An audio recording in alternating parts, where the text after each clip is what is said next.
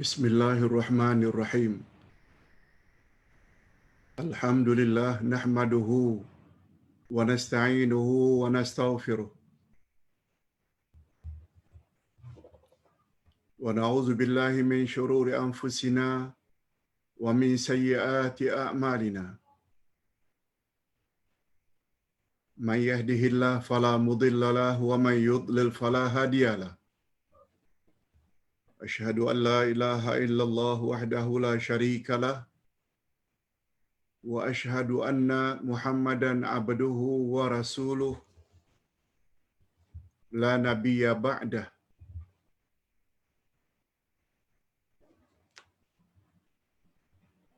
Allahumma salli wa sallim ala nabiyyina Muhammad wa ala alihi wa sahbihi ajma'in, amma ba'd.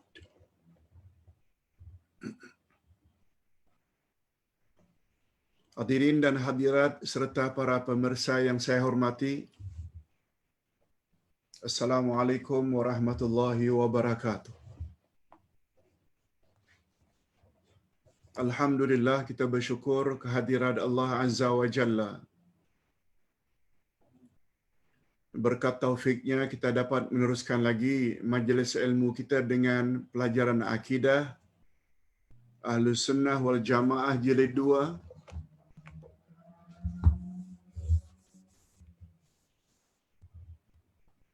Berdasarkan buku Akidah Ahlus Sunnah wal Jamaah yang Ustaz susun.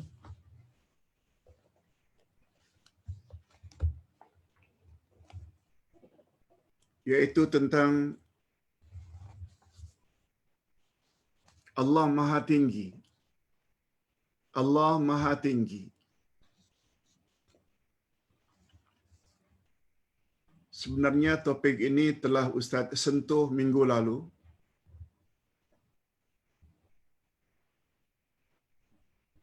Ustaz telah jelaskan dengan panjang lebar makna Allah Maha Tinggi.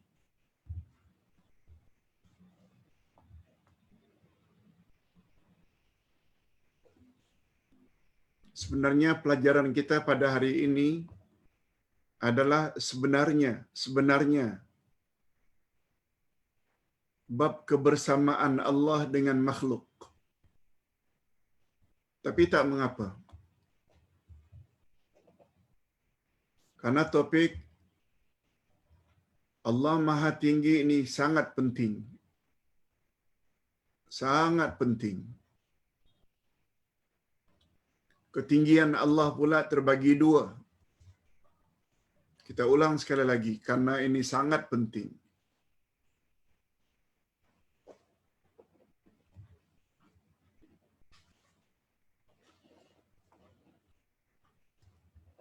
Ketinggian Allah, Allah Maha Tinggi terbagi dua. Ada yang namanya Al-Uluwul Dzati. Ketinggian pada zat Allah. Yang kedua Al-Uluwul Ma'nawi.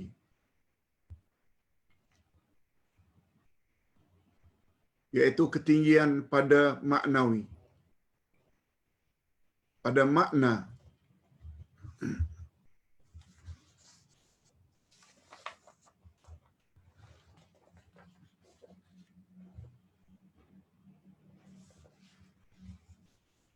Kita baca sedikit supaya jelas, sebab topik ini berkaitan dengan topik Al-Ma'iyah, yaitu kebersamaan Allah. Macam mana kita katakan Allah bersama kita? Kalau dikatakan dia itu Maha Tinggi, dia berada di langit, dia berada di atas arasy, sebagaimana yang dia katakan dalam Al-Quran dan sunnah Nabi sallallahu alaihi wasallam. Tak bercanggahkah dengan firman Allah, wa huwa ma'akum aynama kuntum? Dia bersama kamu di mana saja kamu berada.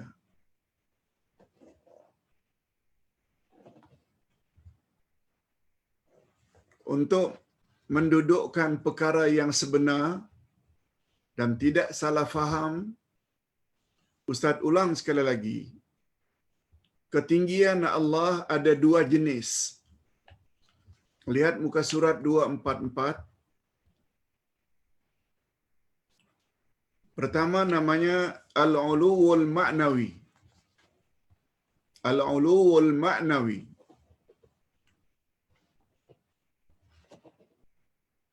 Adapun ketinggian maknawi,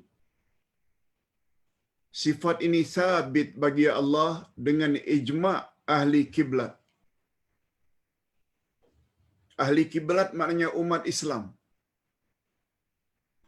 Istilah ahli kiblat maksudnya adalah umat Islam ijma', sepakat, sependapat bahwa Allah itu maha tinggi dari sudut maknawi, yaitu semua umat Islam sama ada mereka daripada ahli bid'ah, yaitu golongan yang mengada-adakan perkara baru dalam agama, kita panggil ahli bid'ah, dan ahli sunnah wal jamaah.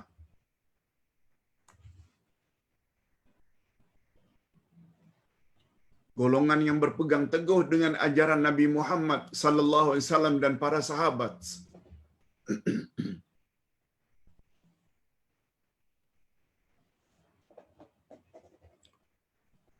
Dua hari yang lalu kita telah jelaskan umat Nabi Muhammad ada 3 jenis.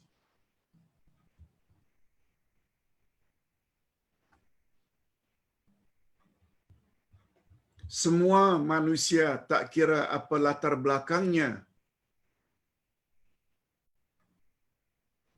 Begitu Nabi Muhammad sallallahu alaihi wasallam diutus menjadi rasul secara resmi, semua mereka namanya umat Muhammad, tapi dalam kategori umat dakwah. Sebab mereka semuanya menjadi sasaran dakwah Nabi Muhammad sallallahu alaihi wasallam. Tak kira latar belakangnya Yahudi ke Nasrani, musyrikin, Hindu, Buddha, Majusi, semua mereka sampai hari ini. Hatta orang kafir dipanggil umat Muhammad. Tapi dalam kategori umat dakwah.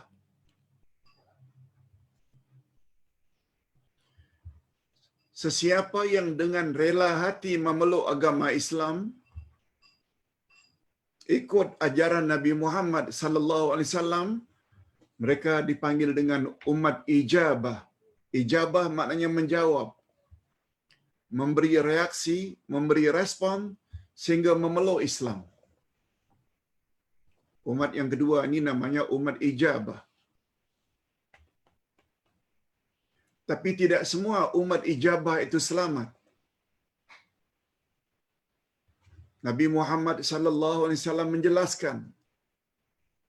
Apa kata Nabi? Umatku akan berpuak-puak menjadi 73 puak, 72 daripadanya masuk neraka.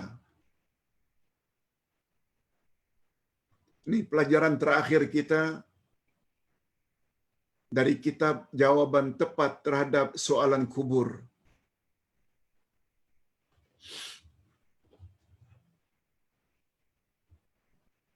Kita bagi umat Muhammad kepada 3 golongan. Ada namanya umat dakwah, ada namanya umat ijabah, tapi tidak semua umat ijabah ini memeluk atau memasuki syurga Allah. Tidak semua umat ijabah ini walaupun mengaku dirinya muslim, muslimat yang layak masuk syurga. Itu sebabnya kata Nabi, umatku akan berpuak-puak menjadi 73 puak. 72 daripadanya masuk neraka kecuali 1. Ketika baginda ditanya, ya Rasulullah, siapakah golongan yang 1 itu? Hanya mereka yang terhindar dari neraka, hanya mereka saja yang layak masuk syurga. Nabi jawab, ma ana alaihi wa ashabi. Golongan yang satu itu ialah mereka yang ikut aku dan ikut sahabat-sahabatku. Golongan inilah yang dipanggil dengan ahlu sunnah wal jamaah. Berbeza dengan ahlu bid'ah.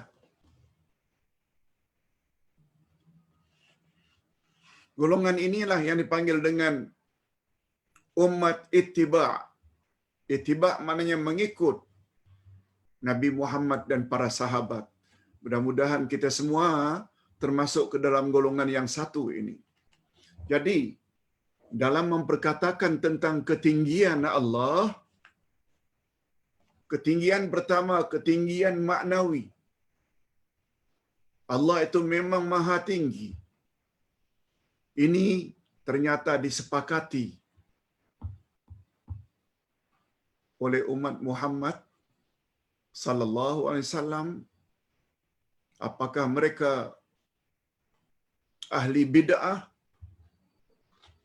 yang banyak mereka akidah, ibadat, cara baru tidak sebagaimana yang diajar oleh Nabi dan para sahabat, atau kita yang setia dengan ajaran Nabi Muhammad sallallahu alaihi wasallam dan para sahabat yang dipanggil dengan ahli sunnah wal jamaah yang sebenar, kedua-dua puak ini setuju, sepakat bahwa Allah itu maha tinggi dengan ketinggian maknawi. Tetapi mereka jadi berbeza terhadap ketinggian yang satu lagi, yaitu al-uluwu az-zati, ketinggian zat Allah.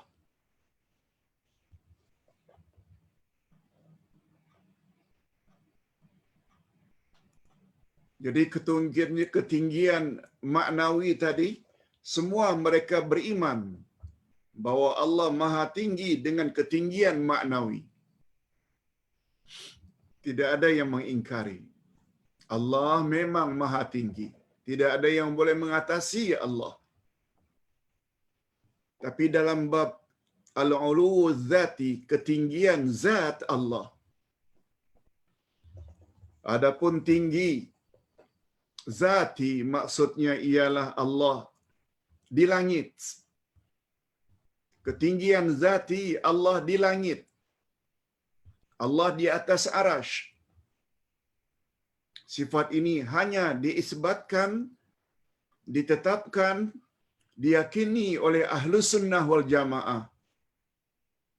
Tetapi ahli bid'ah mengingkarinya. Ahli bid'ah mengingkarinya.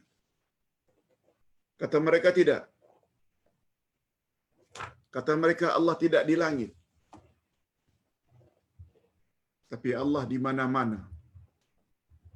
Ini pandangan ahli bid'ah. Sebab tidak demikian yang difahami oleh Rasulullah dan para sahabat. Tapi ahlu sunnah wal jamaah yang sebenar, mereka bukan hanya iktiraf akan ketinggian maknawi, tapi juga mereka iktiraf dan meyakini ketinggian Allah yang zati. Kita dah jelaskan minggu lalu dengan panjang lebar. Nabi ditanya, atau Nabi bertanya kepada Jariyah, "Aina Allah?" Di mana Allah? Jariyah jawab, Allah di langit.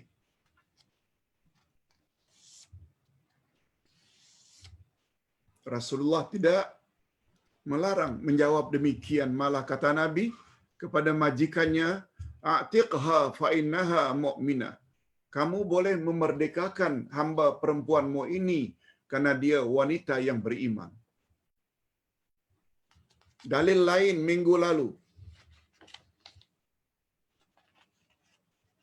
Fir'aun menyuruh kepada Haman, orang kuatnya, supaya membuat bangunan tinggi pencakar langit. Dan dia sebut tujuannya karena ingin melihat Tuhan Musa. Kemudian apa komen Firaun? Aku kira Musa itu dusta saja, bohong saja. Ayat 36-37 dari surat Mu'min. Itu sebabnya mengapa Firaun minta kepada Haman supaya bangun bangunan tinggi pencakar langit. Disebut pula tujuannya untuk melihat Tuhan Musa. Itu memberi isyarat. Musa pun memberitahu kepada Firaun bahwa Tuhan di langit. Itu sebabnya Firaun tidak menyuruh Haman supaya mengorek perut bumi untuk melihat Tuhan. Tidak suruh Haman teroka dasar laut untuk melihat Tuhan Musa. Tapi mengapa disuruh buat bangunan tinggi ke langit? Memberi isyarat bahawa Nabi Musa pun ajar Firaun, beritahu Firaun bahwa Allah itu memang di langit.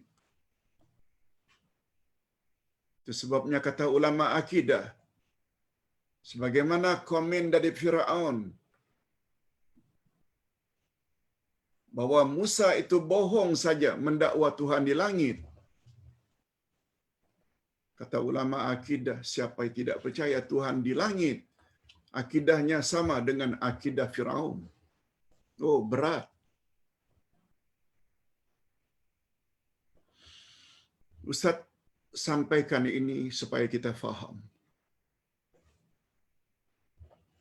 Ustaz tidak bermaksud menyalah-nyalahkan siapa, tapi kita memang disuruh supaya berpihak kepada kebenaran. Kebenaran ialah segala yang datang dari Allah dan yang segala yang datang dari Rasulullah sallallahu alaihi wasallam. Itu sebabnya Ustaz ulang sekali lagi, topik ini sangat mustahak.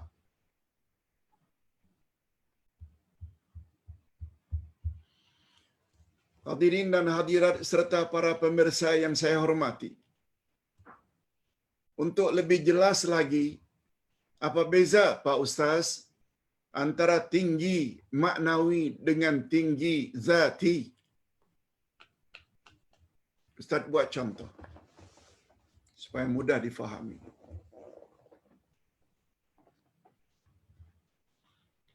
Ada seorang manusia yang tinggi badannya sampai 2 meter. Ketinggian itu namanya ketinggian zati, zatnya yang tinggi. Tapi kerjanya sebagai pemotong rumput.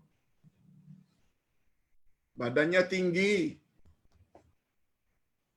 Itu namanya ketinggian zati, tapi statusnya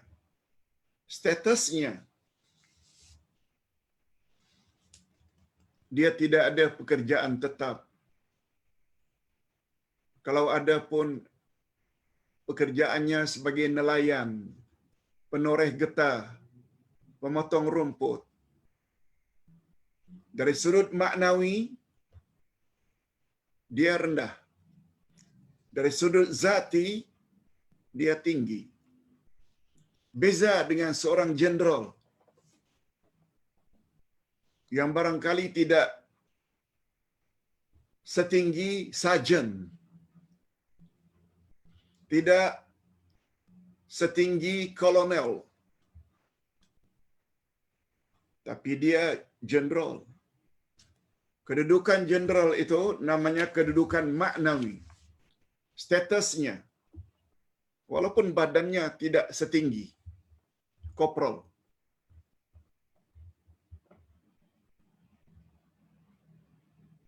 Mudah-mudahan dapat memahami maksud Ustaz.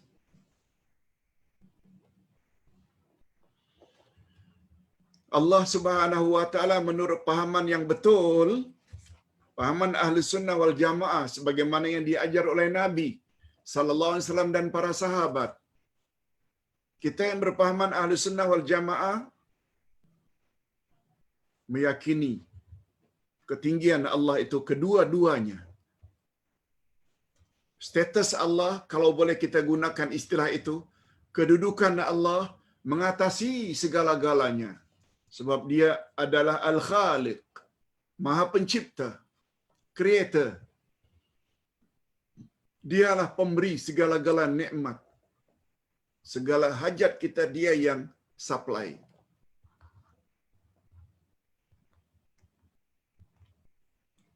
Dia hidup. Hidupnya tak bermula dan tidak akan berakhir. Jadi ketinggiannya itu ketinggian maknawi. Tidak ada yang boleh mengatasi Allah Subhanahu wa taala dari sudut maknanya, statusnya, kedudukannya. Dan in the same time, pada masa yang sama, menurut keyakinan Ahlus Sunnah wal Jamaah, Tuhan di langit. Bila di langit itu maknanya zati. Ketinggian ini yang ahli bid'ah tak setuju. Kata mereka Allah berada di mana-mana. Ini pendedahan dari Ustaz sesuai dengan apa yang Ustaz tahu. Ustaz buat contoh mudah.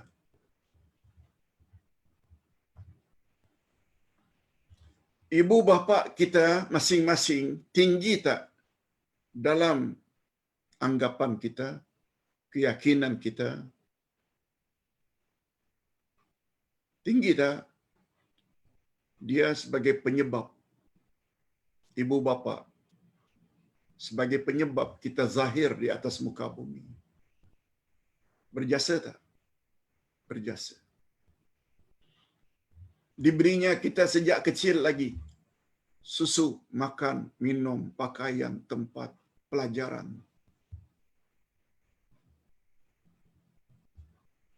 Walaupun pada hari ini mak bapak kita tidaklah sekaya kita selaku anak, anak tetap respect tak? Anak tetap hormat tak? Atas dasar apa? Atas dasar kedudukannya, statusnya sebagai mak bapak.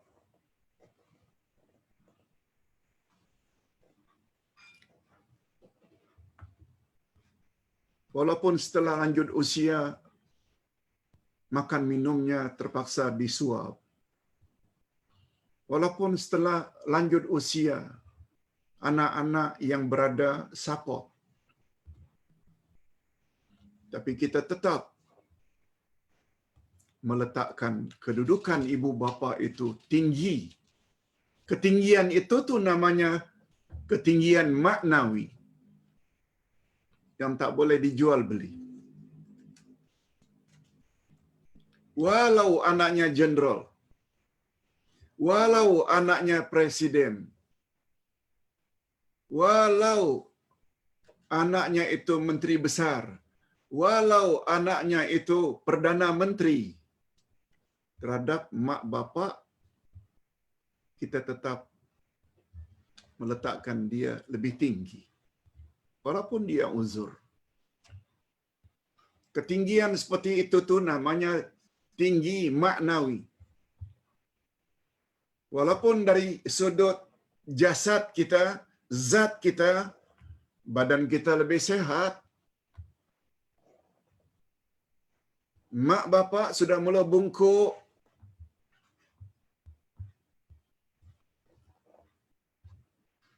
tapi kita tetap respect, hormat mereka, karena bagi kita kedua-duanya mak bapa ada. Sama ada uluwu zati atau uluwu al-maknawi. Sudahlah mereka itu kita hormati, respect, sanjung,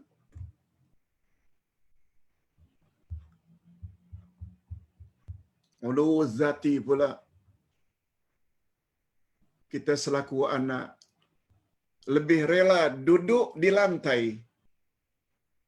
asalkan mak bapak berada di atas sofa, di atas kursi empuk.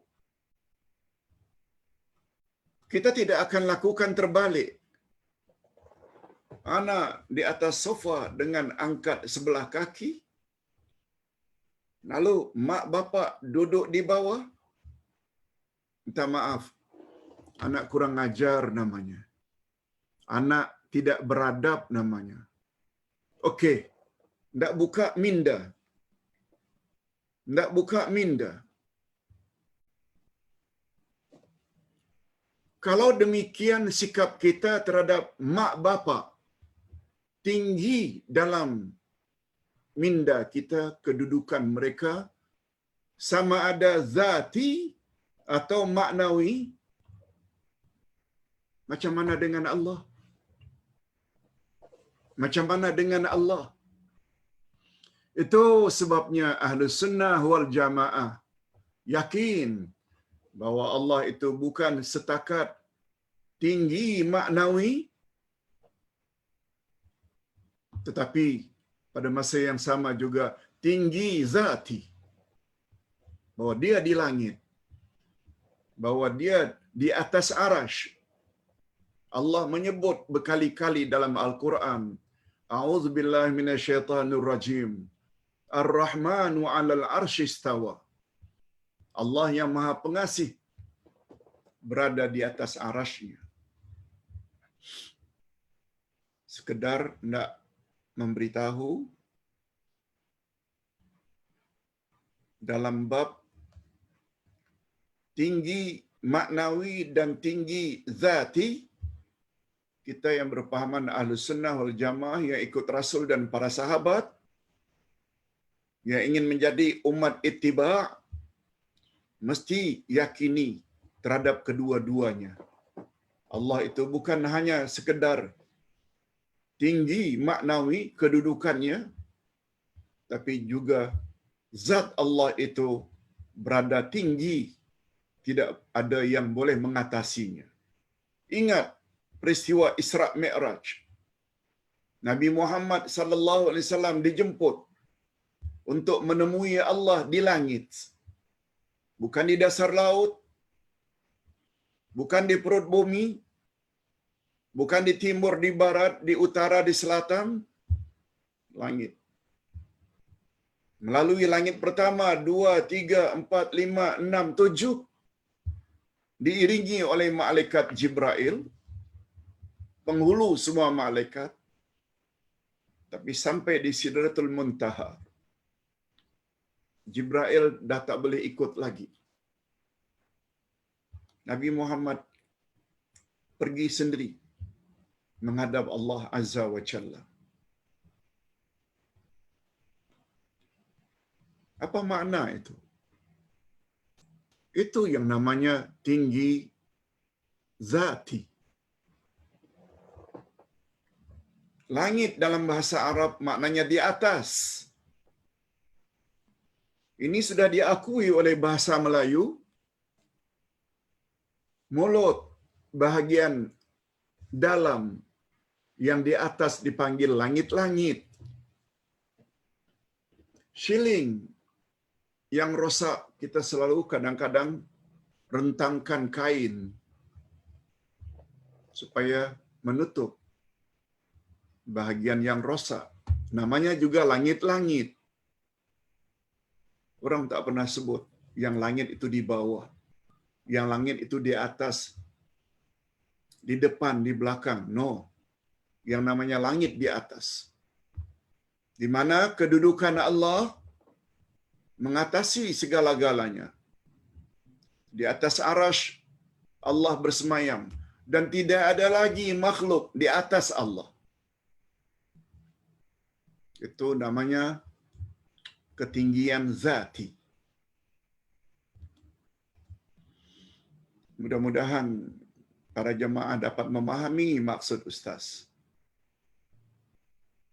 Untuk menjelaskan itu, zati, maknawi, kita perlu setengah jam untuk membahasnya. Okey. Nah, sekarang kita ingin periksa, ada dalil tak Ustaz akan kedua-dua ketinggian itu? Dalil yang membuat kita menjadi yakin, mantap, tidak sedikit pun terpengaruh dengan kata-kata sesiapa pun yang bercanggah dengan dua ketinggian tadi. Dan dalilnya bukan hanya setakat dari Quran dan Sunnah.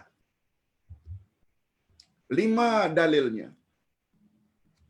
Quran cakap begitu. Sunnah Nabi cakap begitu. Ijma' ulama cakap begitu. Logika, logik, akal cakap begitu. Dan terakhir, naluri, fitrah cakap begitu. Secara semula jadi. Bila tersandung sesuatu, langsung mendongak ke langit, ya Allah. Bila berdoa, ya Allah. Itu namanya fitrah. Kita mantapkan keyakinan al-uluwul ma'nawi dan uluwul zati dengan dalil. Bukan cakap-cakap kosong. Para jamaah, pemirsa, boleh tak percaya, boleh tidak percaya kalau ustaz yang cakap. Tapi kalau sampai tak percaya apa yang Allah cakap, apa yang Nabi cakap, apa yang diperkatakan oleh ijma' salafus saleh,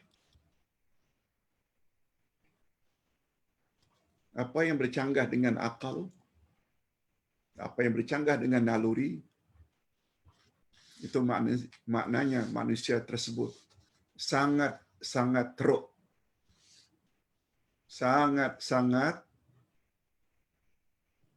susah nak cakap. Allah cakap, Rasul cakap, ijma'. Masih lagi tak mau percaya. Ustaz cenderung untuk berpendapat, pendakwah tidak boleh paksa orang lain percaya. Tak boleh. Kita hanya memberi pencerahan, pendedahan terhadap kebenaran. Ikut, tidak ikut, itu hak masing-masing. Sebagaimana Nabi Muhammad sallallahu alaihi wasallam diajar oleh Allah pada ayat 29 surat Al-Kahfi. Wa qulil haqqu min rabbikum faman syaa'a falyu'min wa man syaa'a falyakfur. Katakan kepada mereka, wahai Muhammad, kebenaran yang aku bawa datangnya dari Tuhanmu. Maknanya Tuhan aku dan Tuhanmu yang beritahu aku. Itu yang aku sampaikan. Lalu apa Allah suruh Nabi katakan pada mereka setelah kebenaran disampaikan? Siapa di antara kamu yang mau beriman, silakan beriman. Dan setelah aku sampaikan kebenaran, ada di antara kamu yang ingin memilih kufur, ingkar, tak mau percaya, silakan kafir. Silakan ingkar. Silakan tolak.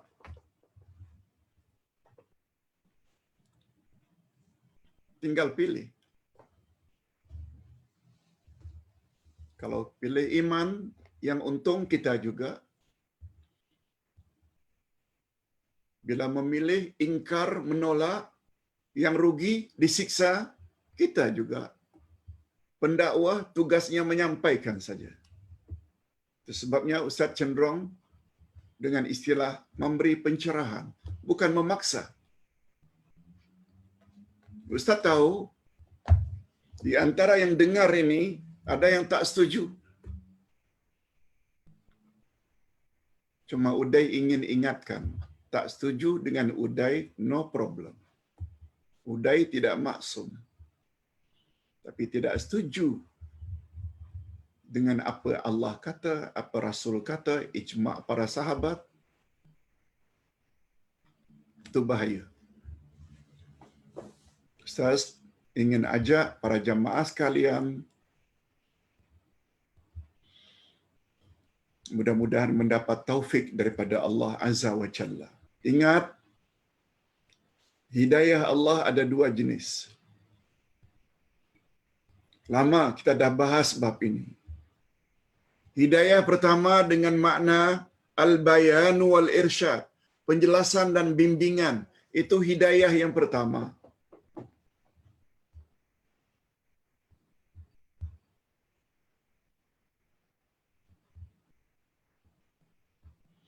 Hidayah jenis pertama ini boleh dilakukan oleh manusia kepada manusia lain. Nabi kepada umatnya, ibu bapa kepada anak-anaknya, guru, cikgu kepada murid-muridnya, para ustaz, ustazah kepada jemaahnya,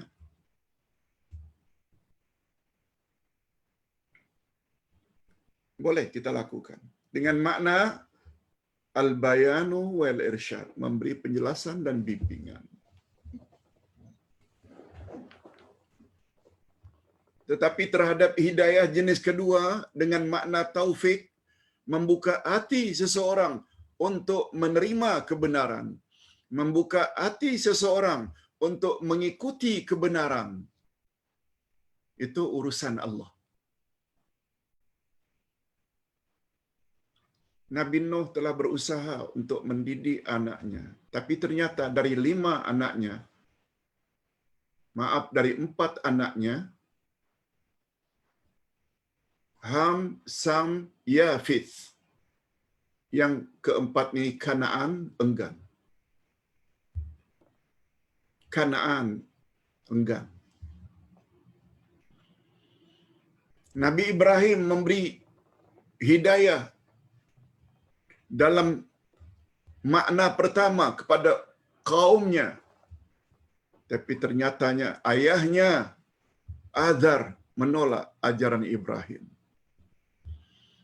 Nabi Muhammad sallallahu alaihi wasallam ajar umatnya, tapi ternyata uncle sendiri Abu Talib dan Abu Lahab menentang Nabi Muhammad.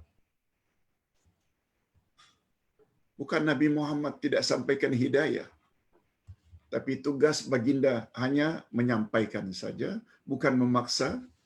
Sedangkan yang bersedia menerima hanya mereka yang Allah telah buka hati untuk menerima kebenaran. Mudah-mudahan bila kita memahami konsep hidayah tersebut, para pendakwah tidak lekas frus bila orang tidak menerima ajarannya, sebab tanggungjawabnya menyampaikan saja, bukan memastikan orang itu mesti ikut. Tidak lekas frus. Siapa kita? Para nabi saja ada anak-anaknya, jemaahnya, saudaranya yang tidak ikut.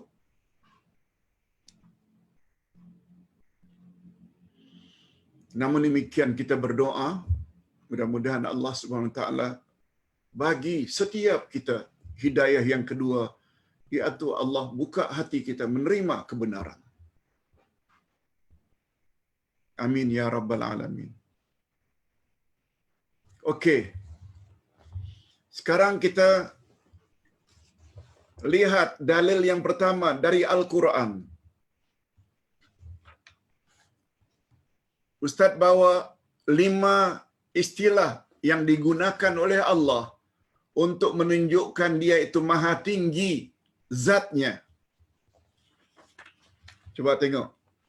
Golongan Ahlus Sunnah wal Jamaah memperkuat pendapat mereka dengan menggunakan dalil dari Al-Quran, dalil dari Sunnah, dalil dari Ijma', dalil dari akal yang waras, dalil fitrah atau naluri. Ini yang Ustaz sebutkan 5 tadi.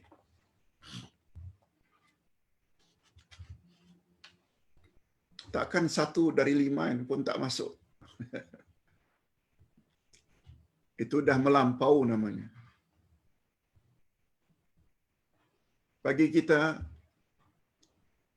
1 saja dah cukup dah Quran.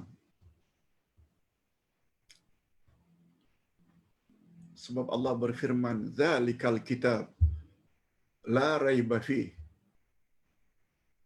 Dzalikal kitabu la raiba fih. Hudan lil muttaqin. Inilah kitab, tidak ada sedikit pun keraguan di dalamnya. Pedoman bagi orang-orang yang bertakwa. Nah, sekarang Quran kita tak mau jadikan pedoman. Cuma hanya saja dalam bab Allah itu maha tinggi zatnya, Allah menggunakan istilah-istilah al-ulu, maknanya tinggi, fauqiyah, maknanya di atas, an-nuzul dengan makna turun, naik ke langit.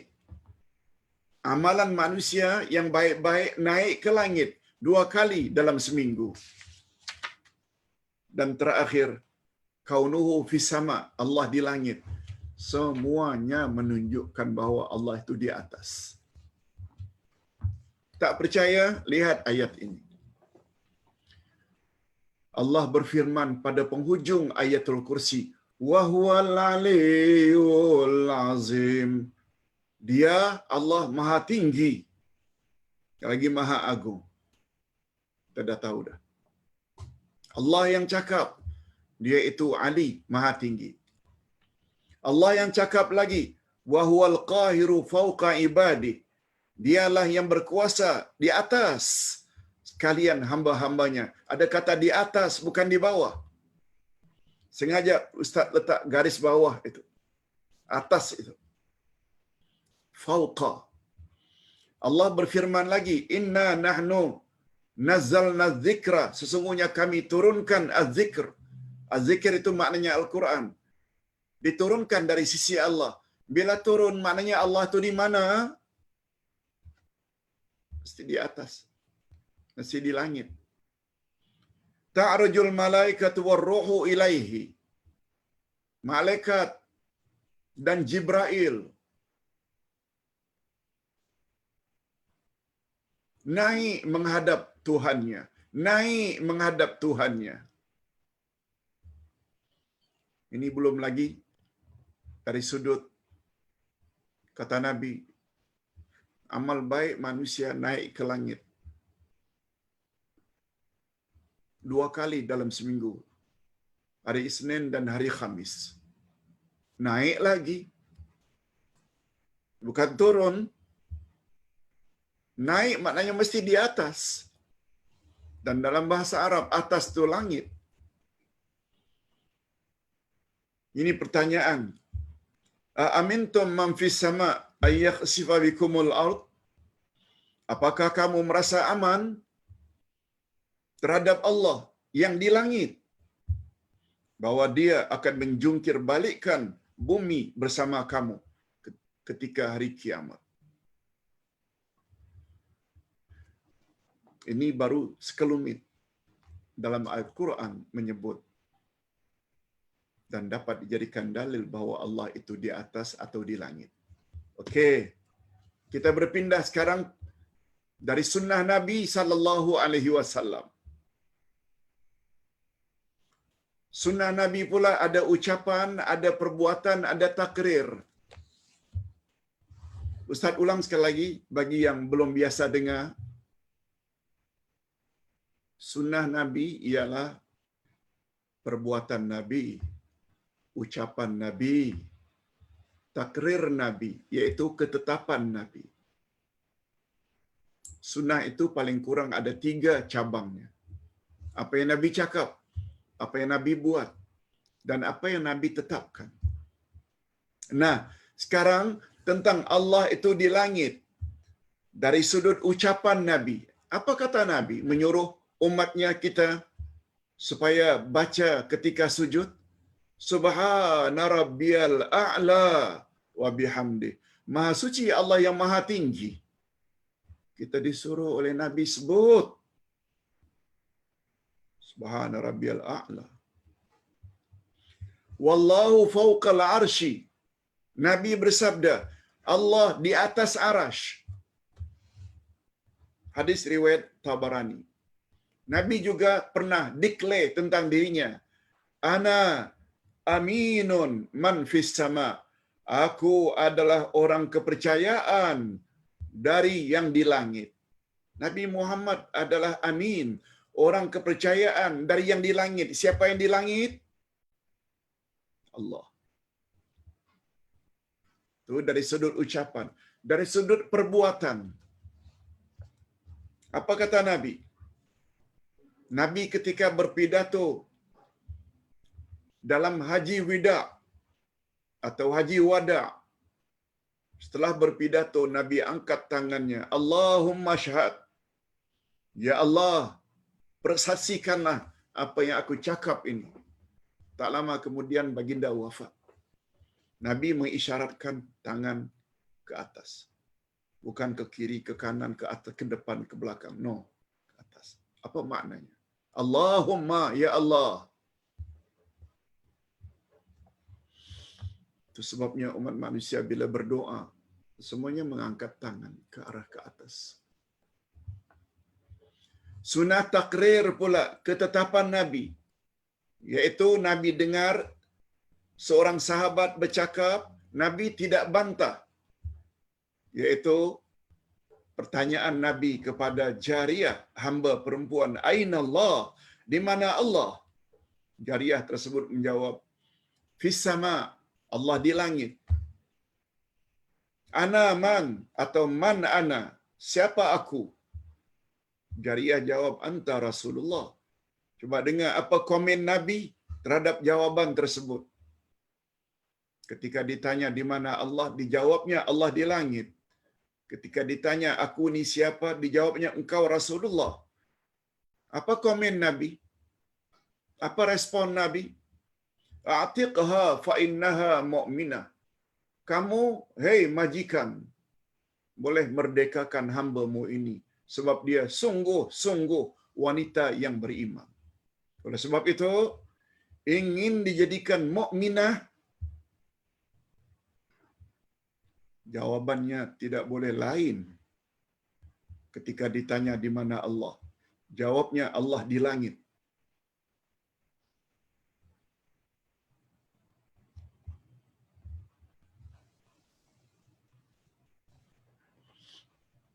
Macam mana Ustaz kalau jawab lain? Sila jawab sendirilah. Ustaz hanya hendak menyampaikan apa yang datang dari Nabi. Mau ikut?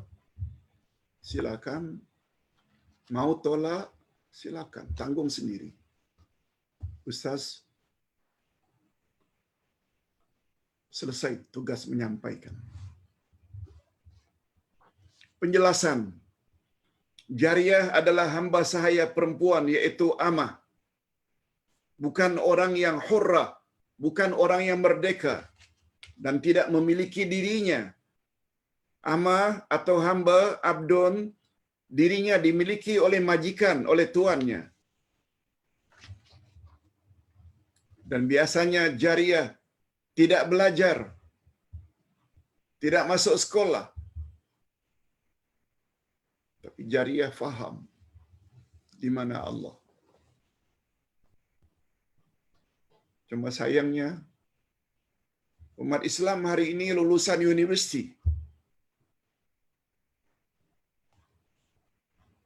Tetap mengatakan Allah di mana-mana. Nah sekarang yang anda ikut tu pahaman yang mana satu? Bagi Ustaz, sungguh yakin. Yang benar itu, bila ditanya, Aina Allah? Jawab sebagaimana jawaban Jariyah. Yang direkmen oleh Rasul sebagai wanita yang beriman. Jawab sebagaimana yang Allah sebut dalam Al-Quran. Jawab sebagaimana yang diajar oleh Nabi sallallahu alaihi wasallam.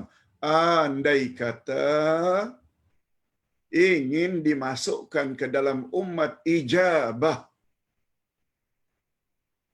bukan umat dakwah. Itu orang kafir. Bukan umat ijabah, yang belum tentu lagi akan selamat. Yang selamat ini umat ittiba', ikut sebagaimana keyakinan Nabi Muhammad dan para sahabat. Okey, dah dua dah. Quran sudah, sunnah Nabi sudah, dari tiga angle, sunnah perbuatan, sunnah ucapan, sunnah takrir. Nah sekarang kita pindah pula dalil ijma'. Ijma' maknanya kesepakatan para ulama. Penjelasannya macam ini. Para salafus saleh telah bersepakat. Tahu ya salafus saleh? Orang yang hidup 3 kurun pertama. 100 tahun pertama, 100 tahun kedua, 100 tahun ketiga. Yang pernah disanjung oleh Nabi sallallahu alaihi wasallam sebagai insan-insan yang paling baik. Khairun nasi qarni, summal ladzina yalunahum, summal ladzina yalunahum. Sebaik-baik manusia adalah manusia yang hidup sekurun denganku, kata Nabi. Kemudian kurun berikutnya, kemudian kurun berikutnya. Pada 3 kurun inilah hidup para sahabat, tabi'in dan atba'ut tabi'in. 3 kurun ini mendapat sanjungan dari Nabi Muhammad sallallahu alaihi wasallam dalam hadis sahih riwayat Imam Bukhari.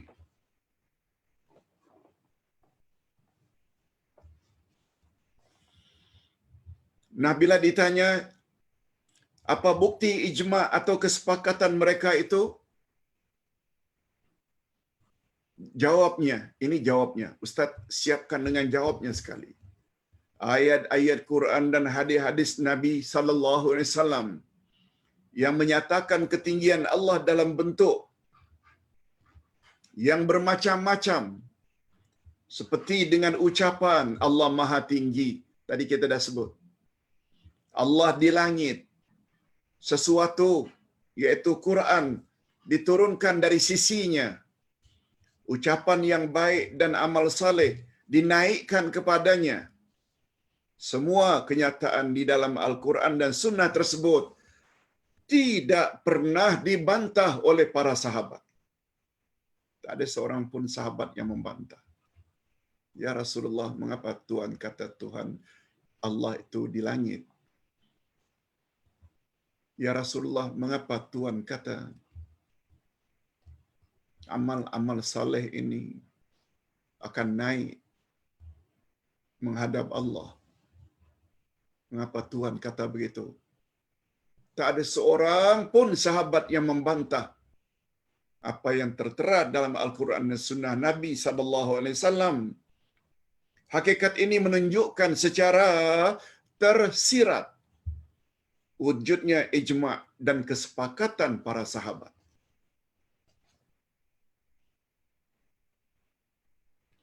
Okey, kita singkatkan mengingat masa. Dalil akal maknanya bila dilihat dari sudut logika atau rasional. Pertama, tidak diragukan lagi bahawa Allah itu berada di atas ulu ataupun Allah itu berada di bawah. As-suflu, al-ulu tinggi, as-suflu di bawah. Kita tidak mendakwa Allah itu di bawah. Tetapi setiap yang wujud, mestilah kalau tidak di atas, di bawah.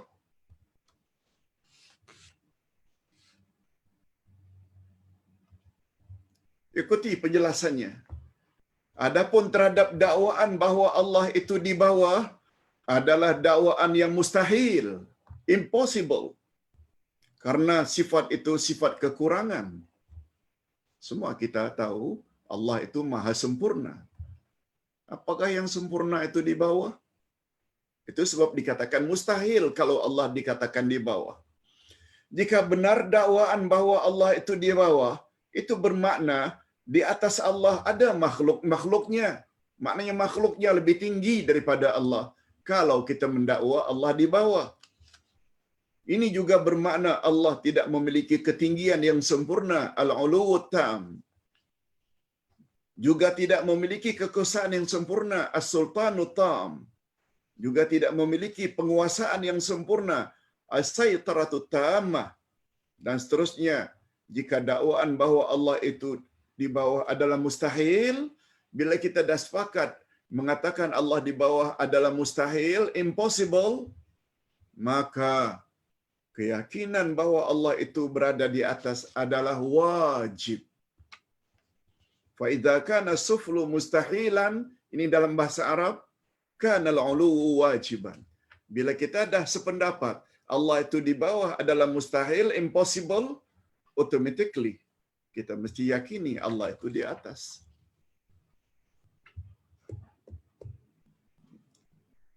Itu maknanya kita ambil ikut dalil akal. Yang kedua, hujah akal juga ialah semua orang yang berakal, al-uqala, semua orang yang berakal sepakat bahawa tinggi adalah sifat yang menunjukkan kesempurnaan. Akal kata,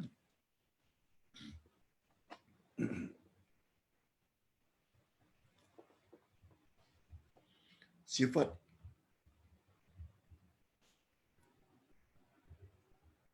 orang-orang yang berakal sepakat bahawa tinggi adalah sifat kesempurnaan. Jika tinggi disepakati sebagai sifat sempurna, maka kita wajib mengisbatkan ia sebagai sifat bagi Allah. Karena semua sifat kesempurnaan mutlak, sifatu kamalin mutlak adalah sabit bagi Allah. Adapun dikaitkan perkataan mutlak pada sifat sempurna bagi Allah adalah untuk membezakan dengan sifat sempurna relatif. Apa dia sifat sempurna nisbi? Kadang-kadang dimiliki oleh manusia juga. Dia diangkat sebagai PM. Secara nisbi, relatif, dia tinggi lah bagi rakyat. Tapi ada masanya dia akan turun. Tapi ketinggian Allah mutlak, absolutely. Tingginya senantiasa. Itu maksudnya kesempurnaan yang mutlak. Okey. Kita masuk sekarang dalil fitrah. Apa pula dalil fitrah, Ustaz? Dalil ayat Quran sudah. Dalil hadis Nabi sudah. Dalil ijma' sudah. Dalil akal juga sudah. Sekarang yang terakhir. Dalil fitrah. Naluri atau fitrah semula jadi yang terdapat pada manusia ialah sesuatu yang tidak boleh dibantah atau diingkari. Semua manusia mempunyai fitrah atau naluri bahwa Allah di langit. Setuju atau tak setuju? Fitrah. Apa maksudnya, Pak Ustaz? Ini dia.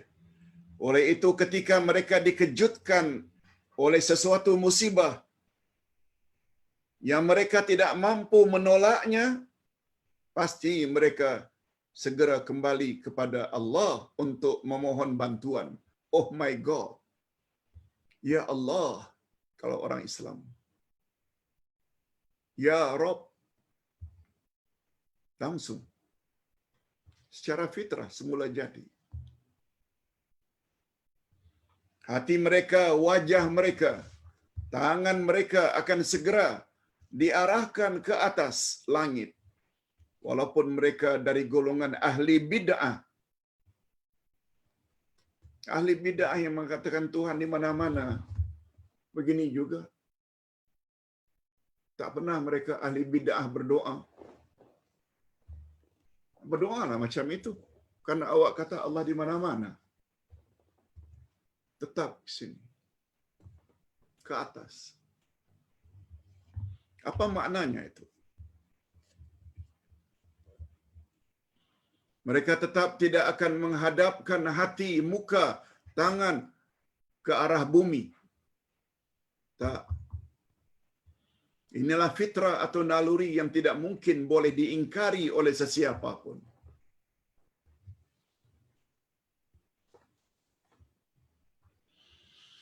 Kalau ada yang mengingkari, maknanya fitrahnya tak selamat, tidak sejahtera. Yang kedua, manusia yang masih suci fitrahnya juga meyakini bahwa Allah itu di langit. Bila fitrahnya masih suci. Ini sebagaimana kisah antara Sayyidina Umar ibn Khattab radhiyallahu anhu dengan anak badui yang mengembala kambing di padang pasir. Umar menguji, mencoba pengembala tersebut agar menjual seekor kambing kepadanya. Pengembala menjawab, kambing-kambing ini milik tuanku, majikanku. Umar mengajar pengembala, katakan sajalah, ia telah dimakan serigala. Lalu dijawab oleh anak gembala, badui yang tak punya pendidikan, tak pernah sekolah, masih primitif, tapi nalurinya tetap berkata, bagaimana dengan Allah? Sambil mengisyaratkan tangannya ke arah langit. Ini orang yang tak ada pendidikan pun cakap macam itu.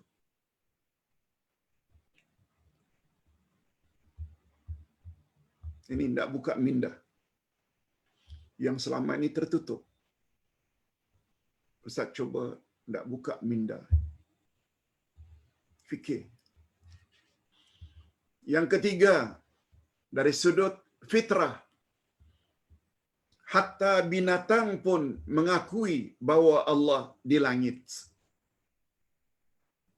Diriwayatkan bahwa Nabi Sulaiman bin Dawud alaihi wassalam ketika keluar untuk memohon hujan, Sulaiman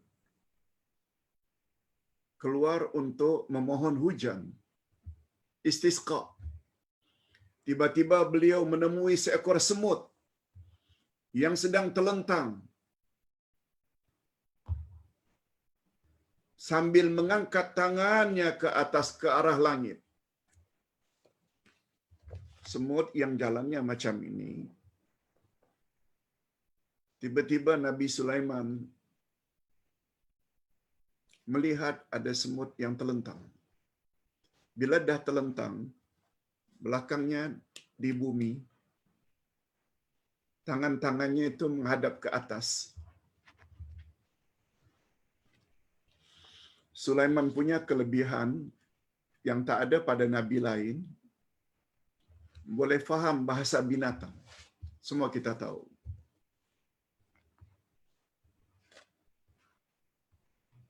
Sulaiman dengar doa semut yang terlentang tersebut. Allahumma ana khalqun min khalqik fala tamna anna suqyak. Apa kata semut? Memohon kepada Allah, ya Allah, aku adalah sebahagian daripada makhlukmu. Oleh itu janganlah engkau halangi kami daripada mendapat airmu. Turunkanlah hujan, ya Allah. Semut minta. Semut pun faham Allah itu di langit. Dari sudut ulu zati. Sebabnya dia terlentang.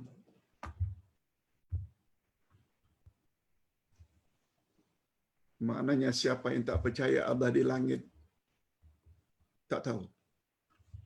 Mungkin bahasa singkatnya, maknanya lebih teruk dari semut. Coba dengar apa kata Nabi Sulaiman kepada semut. Setelah Sulaiman alaihissalam mendengar doa tersebut dari semut, lalu baginda Sulaiman berkata, irji'u. Ini menunjukkan semut itu bukan seekor. Dia digunakan bentuk jamak, irji'u. Pulanglah kamu sekalian. ke sarang kamu masing-masing, ke lubang kamu masing-masing, ke rumah kamu masing-masing. Irji'u faqad suqitum bida'wati ghairikum.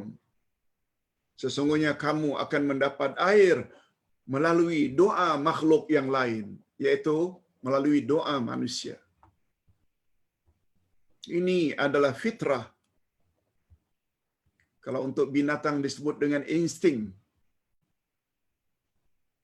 Untuk manusia barangkali dipanggil dengan naluri. Untuk binatang dipanggil dengan insting. Fitrah semula jadi yang ada pada semua binatang. InsyaAllah minggu hadapan kita akan belajar bab baru, yaitu Allah bersama makhluk. Apakah bercanggah? Allah dari satu sisi mengatakan Allah bersama makhluk. Sedangkan makhluk pula berada di mana-mana. Bercanggah tak Allah bersama makhluk? Kalau kita mengatakan Allah itu di langit. Nah, itu ada pembahasan yang panjang lebar. Tunggu minggu hadapan insya-Allah. Ustaz suka kita ambil berat dalam perkara ini. Sebab bila kita faham dengan sebenar-benar kefahaman, barulah dia akan membentuk diri kita untuk jadi humble, untuk jadi merendah diri, tawadhu, khusyuk, dan kita tidak akan takabur, tidak akan sombong. Sebab ada yang maha tinggi, yang melihat apa saja yang kita buat. Kita akhiri dengan doa. Alhamdulillahirabbil alamin. Wassalatu wassalamu ala asyrafil anbiya'i wal mursalin wa ala alihi wa sahbihi ajma'in.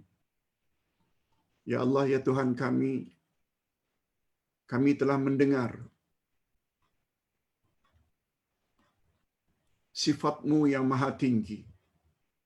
Sama ada tinggi zat-Mu atau tinggi maknawi.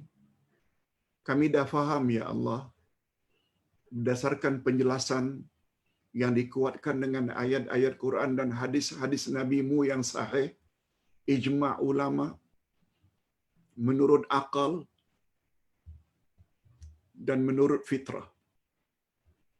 Bagi kami tidak ada jalan lain kecuali kami wajib ikuti, kami wajib percayai. Hanya saja ya Allah kami mohon, walaupun kepada kami telah diberi penjelasan dan bimbingan, itu yang dipanggil dengan hidayah jenis pertama, tapi kami tetap memerlukan hidayah jenis yang kedua. Bukakan hati kami ya Allah. Sebab tidak ada yang dapat membukakan hati, memberi taufik, kecuali hanya Engkau. La haula wa la quwwata illa billah. Kami tidak ada daya ya Allah, kami tidak ada kekuatan kecuali dengan taufik dan izin Engkau ya Allah. Oleh sebab itu ya Allah, kami mohon sangat di waktu yang sangat mustajab ini menjelang berbuka, kiranya Engkau berilah kami kedua-dua jenis hidayah tersebut. Pertama, kami menjadi orang yang suka dan gemar mengikuti majlis ilmu seumpama ini yang berpaksikan kepada Al-Quran dan Sunnah-Mu. Dan pada masa yang sama kami juga memohon taufik-Mu hidayah jenis kedua. Sebab kami yakin keselamatan kami di dunia dan di akhirat hanya terletak pada dua jenis hidayah ini. Wa sallallahu ala nabiyyina Muhammad wa ala alihi wa sahbihi ajma'in. Subhana rabbika rabbil izzati amma yasifun. Wa salamun alal mursalin. Walhamdulillahi rabbil alamin. Subhanakallahumma wa bihamdik. Ashhadu an la ilaha illa anta astaghfiruka wa atubu ilaik.